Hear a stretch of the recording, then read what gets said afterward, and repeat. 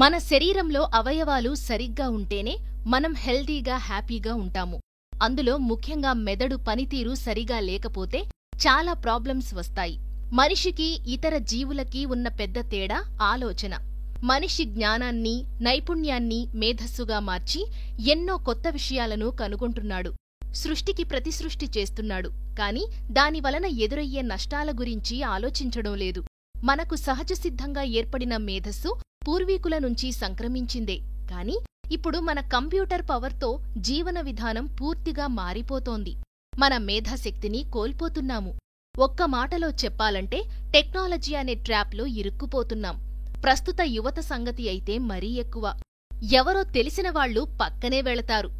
ఇంటికి వెళ్లి టీవీ చూస్తూ ఎవరబ్బా అని ఆలోచించినా అసలు వాళ్ళెవరో గుర్తురారు. ఈ మతిమరుపు మన మెదడు యాక్టివ్గా లేకపోవడం వలనే జరుగుతుంది.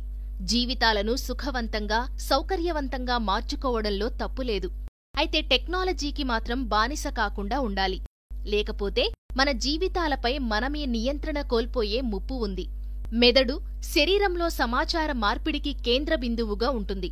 ఆ మెదడుకి తగినంత పదును పెడుతూ ఉండాలి. జీవితంలో కొంత ఒత్తిడి అవసరం. అత్యవసర పరిస్థితుల్లో తొందరగా ప్రతిస్పందించడం అలవాటవుతుంది. ఒత్తిడి వల్ల కార్టిసాల్ హార్మోన్ ఉత్పత్తి జరిగి దానివల్ల శక్తి లభించి లక్ష్యంపై దృష్టి కేంద్రీకరిస్తారు.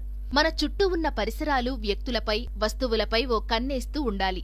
కాంటాక్ట్ బుక్లో వెతుక్కునే పని లేకుండా తెలిసిన 20 మంది ఫోన్ నంబర్లను గుర్తుంచుకునేలా ప్రాక్టీస్ చేయాలి.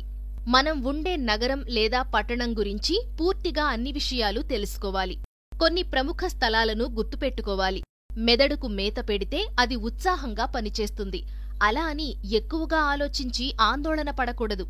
ఎక్కువ ఒత్తిడి, ఆందోళనలు మెదడుకు మంచివి కావు. ఆలోచనలను అదుపులో పెట్టుకోవడం కష్టమైతే మెడిటేషన్ లాంటివి చెయ్యాలి. ఒత్తిడి కలిగించే హార్మోన్లు సాధారణ స్థాయికి చేరుకుంటాయి. మెదడు చురుకుగా పనిచేసి జ్ఞాపకశక్తి పెరుగుతుంది. అలాగే మెదడు పనితీరు గ్లూకోజ్ లెవెల్స్పై కూడా ఆధారపడుతుంది. షుగర్ లెవెల్స్ను సరిగా నియంత్రించకపోతే మెదడు పనితీరు సరిగా ఉండదు. మానవుని జీర్ణ వ్యవస్థలో 100 ట్రిలియన్లకు పైగా సూక్ష్మజీవులు ఉంటాయి. మెదడు బాగా పనిచెయ్యాలంటే ఆ సూక్ష్మజీవులు సమతుల్యంతో ఉండేలా చూసుకోవడం అవసరం. ఆరోగ్యకరమైన ఆహార పదార్థాలు తీసుకుంటే సూక్ష్మజీవుల సమతుల్యతతో మెదడు బాగా పనిచేస్తుంది. మెదడు కణాలు కొవ్వుతో తయారవుతాయి. తినే ఆహార పదార్థాలలో ఆరోగ్యకరమైన కొవ్వు పదార్థాలు ఉండేలా చూసుకోవాలి.